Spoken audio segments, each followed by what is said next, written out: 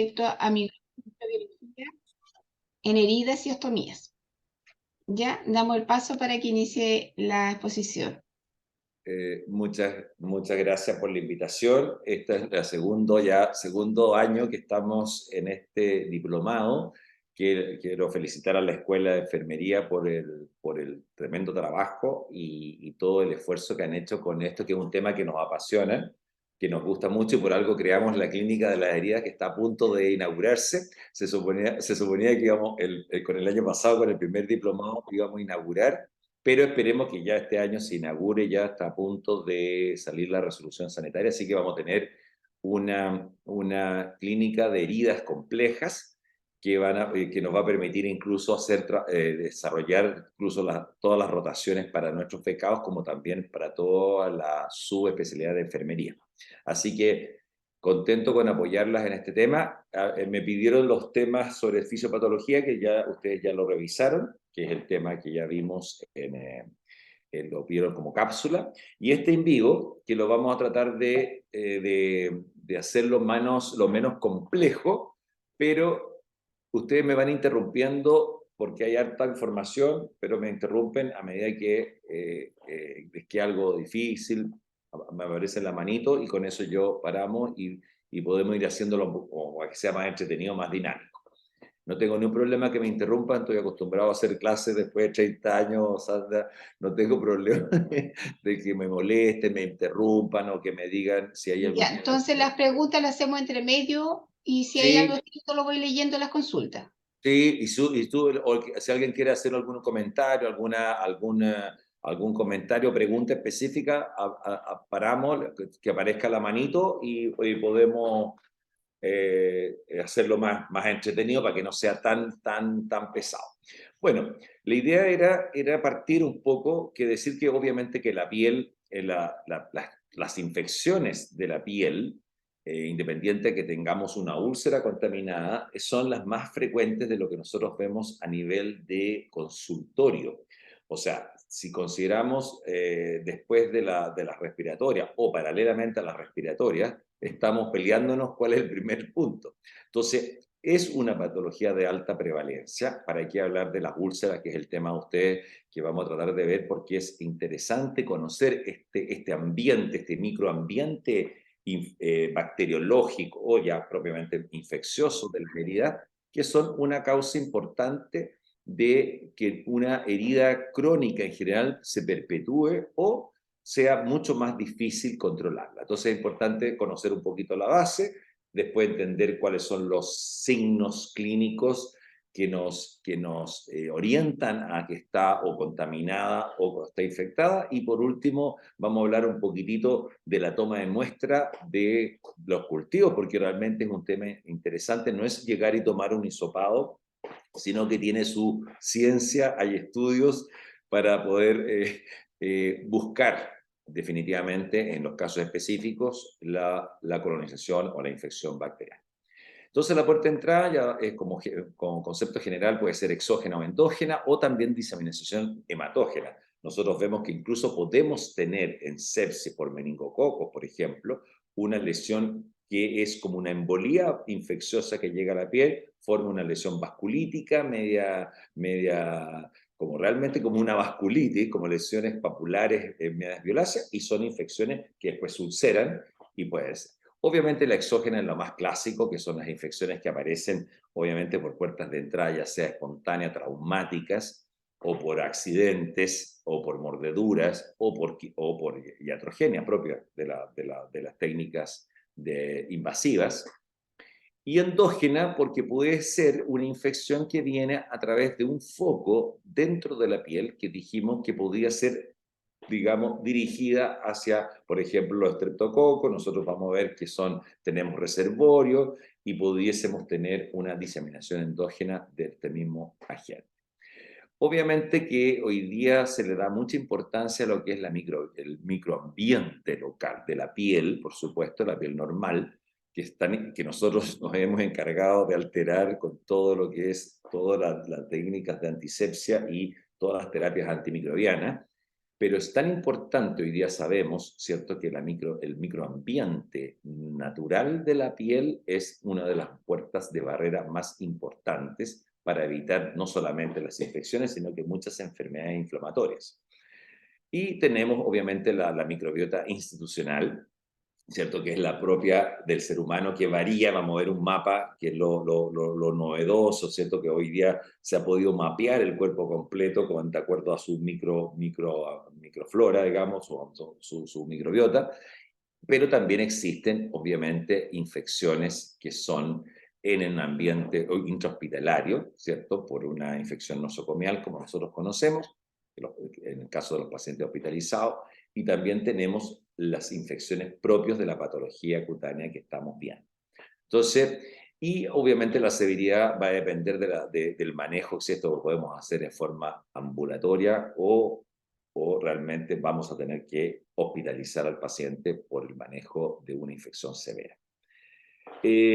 Como decíamos, los mecanismos de defensa son fundamentalmente lo que yo les adelanté, la microbiota cutánea, ya sea residente o transitoria, pero obviamente la piel en sí misma, como estructura, si uno mira desde el exterior, lo vimos en la fisiología, en la fisiopatología, si vemos de la superficie a la profundidad, es una estructura fundamentalmente de barrera, ¿cierto? Porque tenemos un estratocornio, mientras más grueso el estratocornio, como es el caso de las palmas y las plantas, vamos a tener mucha más barrera, por algo tenemos más resistencia en estas áreas. Si tenemos la capa, ¿cierto?, este estrato lúcido, que también lo vemos específicamente en palmas a plantas, vamos a tener otra capa extra más resistente. Los mismos puentes intercelulares, o sea, estos queratinocitos unidos con sus hemiodesmosomas y sus desmosomas son estructuras de resistencia. Y por supuesto que esta capa de epitelio está unida a la dermis, a la estructura más colagenosa vascular, que está unida también por estructuras proteicas que son las fibras de anclaje. O sea, tenemos anatómicamente un órgano que está hecho fundamentalmente como una barrera mecánica, pero no es tan perfecta esta barrera. Ustedes saben que se absorbe, pasan muchos componentes, los mismos productos terapéuticos pasan, etc.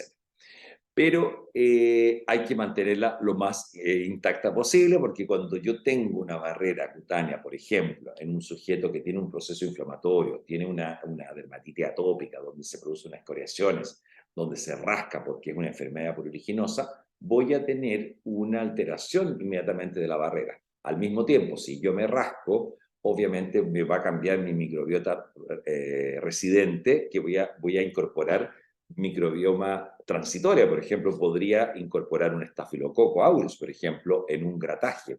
Y nosotros vemos que cada vez que yo me grato la piel o me la rompo, si yo hago cultivos después de eso, encuentro estafilococo aureus, que normalmente no es residente normal de la piel en forma natural, ¿cierto? La flora residente normal es prácticamente los Propionibacterium, los Corynebacterium, son agentes que estructuralmente están en la piel, pero hay mucha flora transitoria, el mismo estreptococo piógenes causal de la erisipela, de la escarlatina, puede estar ocasionalmente en la piel y no producir una patología, pero si hay una puerta de entrada o hay un estrato de barrera alterado, o el tercer punto de la diapositiva, ¿cierto?, que tenemos la inmunidad, que es muy importante.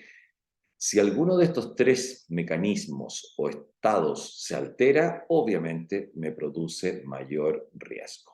Si ustedes calculamos en una herida, obviamente yo tengo en una herida ya la barrera mecánica destruida, tengo abierta la barrera cutánea, entonces dependo del microambiente que tengo en esa úlcera y también de la inmunidad, porque esto es una guerra permanente, ¿cierto? Ahí tengo toda la respuesta inmune natural de los queratinocitos, las células dendríticas, que son las células propias de la piel, que son capaces, las vamos a ver, los mastocitos, los macrófagos, que son capaces obviamente de activar la respuesta inmune innata hacia una respuesta inmune adquirida a través de linfocitos T, que estos linfocitos son capaces de liberar mediadores o quimioquinas que atraen, ¿cierto?, al sitio local del cuadro inflamatorio, ¿cierto?, polimorfo, células mononucleares, células monocitos, etc. Entonces, está todo esto, uno lo ve como separado, pero en el fondo está todo amarrado. Y aquí vemos una cosita, un esquema muy simple para que ustedes entiendan que si yo tengo un antígeno externo, tengo un agente externo, esto es en esta barrera que, a pesar de que tiene un estrato córneo muy adherente, es capaz tiene una cierta, es permeable. En ese sentido, la piel es permeable. Si yo humedezco la piel, la sobrehidrato, como es el caso de los baños prolongados, obviamente también aumento la fragilidad de mi barrera, por lo tanto también la hago más susceptible de que estos agentes puedan ingresar a través de la barrera. Estos son captados por estas células de Langerhans, que aquí las vemos en reposo, pero aquí las vemos activadas, ¿cierto?, en forma extendiendo sus dendritas, captan este antígeno, viajan, son capaces de salir de la piel a través de los vasos linfáticos, viajan hacia el ganglio regional y ahí presentan este antígeno procesado al linfocito T, lo que hace que se activen las células T, ya sea B o T, las T, que después activan las células B, y las células B producen los anticuerpos, y las células T hacen toda la respuesta inmune celular. Y eso un poco se cierra la cascada de la respuesta inmune. Y aquí vemos en este monito el rol de la inflamación en el manejo de heridas. Y ahí ustedes ven lo importante que es cómo la infección puede afectar la capacidad de reparación.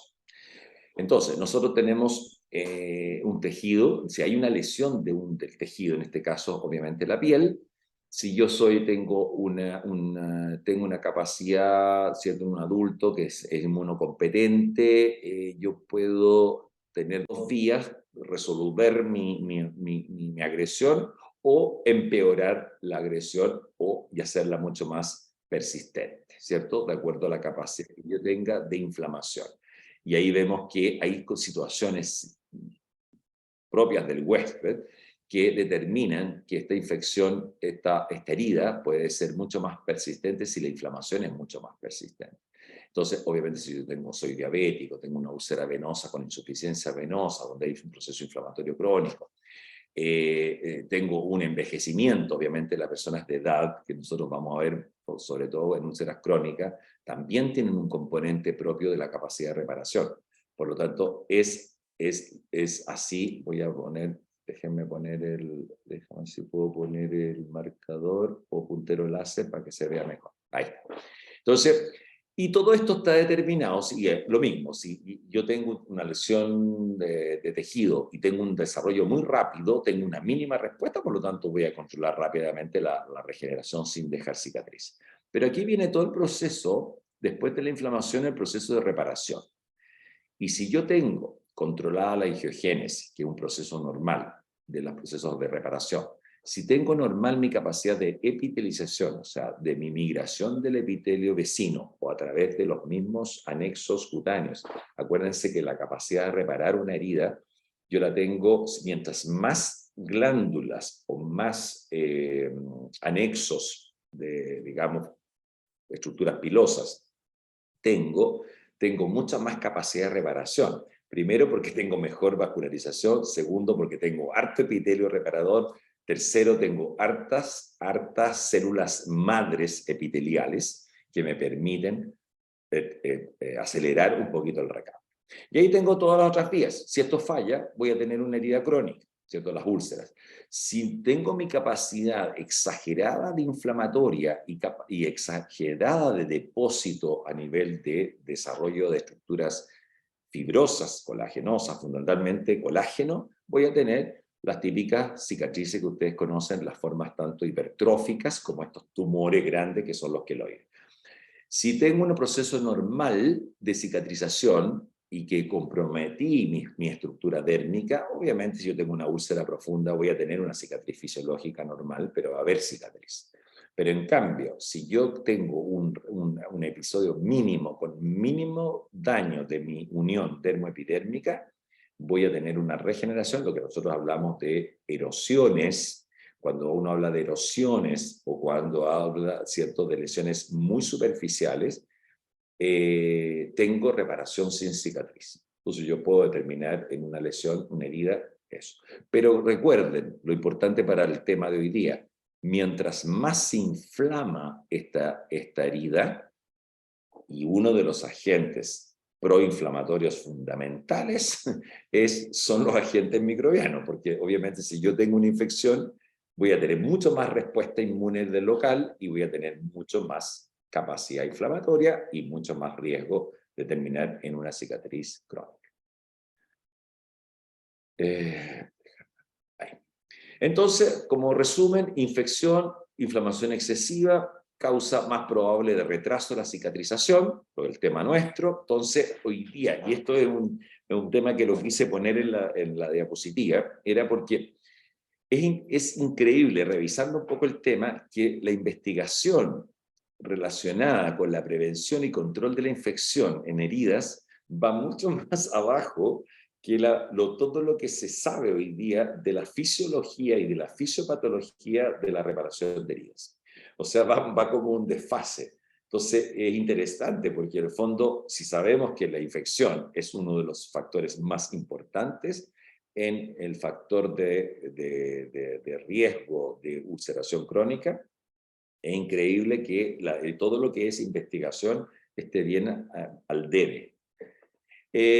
Otros factores que afectan, esto es como para un resumen, tenemos, bueno, los microorganismos, la presencia o no presencia del famoso biofilm, que lo vamos a ver, el estrés mecánico localizado, el estado inmunológico de nuestro paciente, si tiene una comorbilidad, ¿cierto?, asociada a, como ya vimos en insuficiencia, digamos, por ejemplo, un diabético, un inmunodeficiente, etcétera, un paciente desnutrido, va a influir propiamente con una hipoalbuminemia, va a influir en los procesos de reparación, la presencia de cuerpo extraño, por eso que es importante que cuando nosotros estamos enfrentados a una herida, lo primero que tenemos que eliminar son los cuerpos extraños, y ahí vamos a ver que una parte del manejo de la herida crónica es debridar de tejido necrótico que se comporta como un verdadero cuerpo extraño.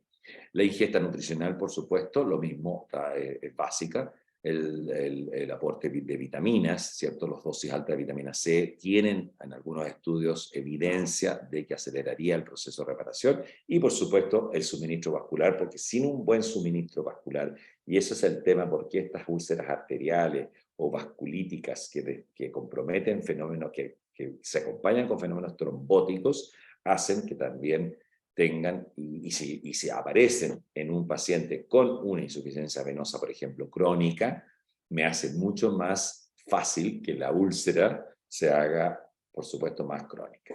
Por lo tanto, hay que recordar la edad, el estado obviamente metabólico, la inmunosupresión, la obesidad, que en nuestro país obviamente está afectando a gran parte de la población, el estado nutricional y las alteraciones circulatorias.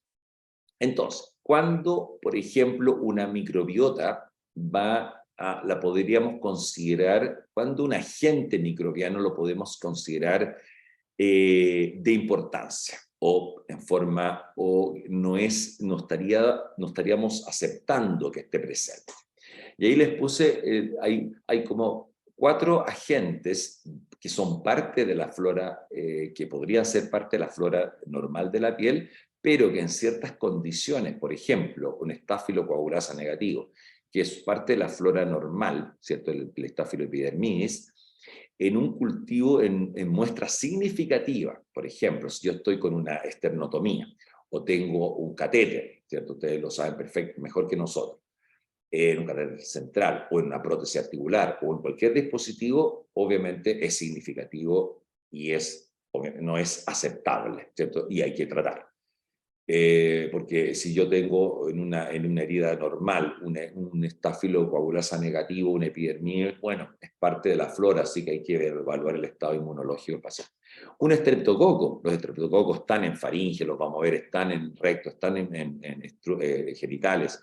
Por lo tanto, si yo tengo un estreptococo en un cultivo, en una muestra de un absceso, también tengo que considerar que está generando el estreptococo, está actuando como un agente patógeno. Los Corynebacterium, lo mismo. Cuando yo estoy con una catéter central, los Corynebacterium habitualmente los encontramos fácilmente en los pliegues, pero si lo tengo me aparece en el cultivo, se desarrolla una colonia en un catéter central, obviamente que hay que hacer la identificación de la especie para hacer un tratamiento antibiótico adecuado. Lo mismo pasa con el Erysipelotrix, que también es un agente también que puede ser, pero si está presente, obvio, es parte de la flora, pero requiere tratamiento. En este monito, ahí está el gráfico de donde todas las áreas donde nosotros tenemos, cómo se distribuyen los agentes, infecciosos, ¿cierto? Entonces, perdón, vamos a sacar este que creo que está, como tengo el puntero, me cuesta agarrarlo como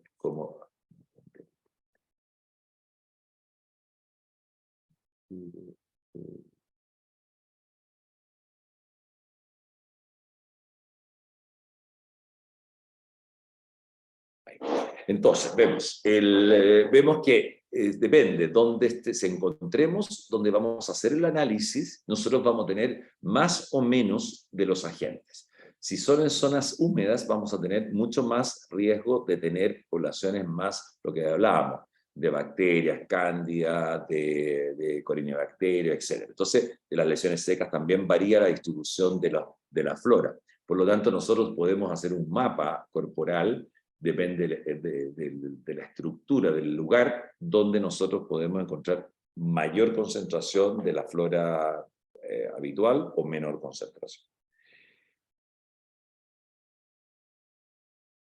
Ahí vemos dónde se ubica el estreptococo, ¿cierto? Lo tenemos tanto que puede estar en la piel, puede estar en la garganta, faringe, puede estar en la zona vaginal y también puede estar en la zona rectal. Por lo tanto, podemos encontrar un estreptococo piógenes, pero obviamente son reservorios, pero en una condición patológica es el agente principal de la erisipela, de una infección superficial de los linfáticos cutáneos. Entonces, es importante ver en qué condiciones está y en qué número poblacional está.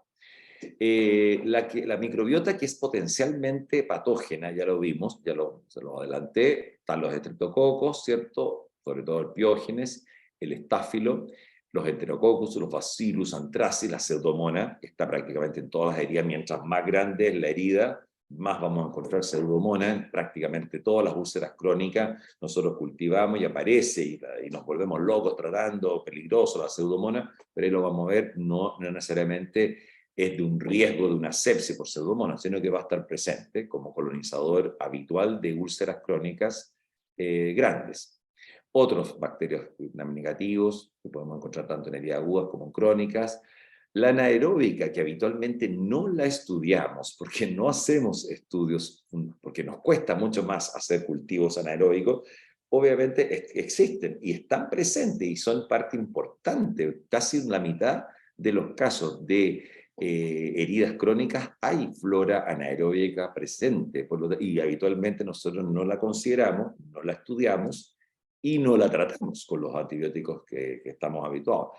Pero cuando sospechamos, ¿cierto? Hay que incorporar un tratamiento que cubra. Ahí vimos los dos agentes piógenos más importantes, no los voy a aburrir con esta, pero en fondo son capaces de producir mediadores que son capaces de migrar, ¿cierto? A través de los tejidos, son capaces de producir exotoxinas, que son las responsables de las infecciones más diseminadas, ¿cierto? Y bueno, el estáfilo, ustedes saben que es responsable a través de su exotoxina, de la toxina del shock tóxico estafilococo, ¿cierto? Que pueden ser. Pero producen enzimas, coagulasas, lipasas, hidrolidasas, exfoliatinas, que son capaces de ir su capacidad de invasión de tejidos es muy rápida y de destrucción de tejidos porque tienen esta capacidad de producir enzimas también. Los organismos que encontramos en una herida los microorganismos más frecuentes en toda herida, en general, si nosotros hacemos un estudio de toda la herida, lo que más encontramos es el enterococcus. Los estafilocoagulasa negativa y las pseudomonas, ya lo dijimos, se ve mucho en úlceras arteriales de pierna, úlceras venosas crónicas, úlceras neuroisquémicas, etc. El Clostridium, agente anaerobio, complicado, ¿cierto? Podría estar presente en muchas úlceras venosas de las piernas. Los corinebacterios también, las especies Sedacea en heridas quirúrgicas y, por supuesto, otro anaerobio es importante considerarlos en las úlceras, como yo les dije, sobre todo las venosas, las que tienen falla de la irrigación y falla del ambiente de oxigenación tisular.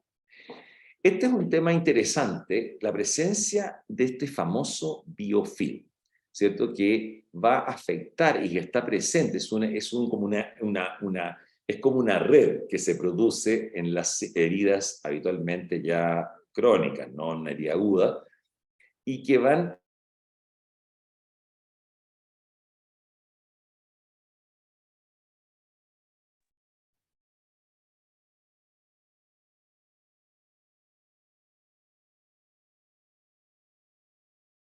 ¿Soy yo la que lo está pegado o son ustedes?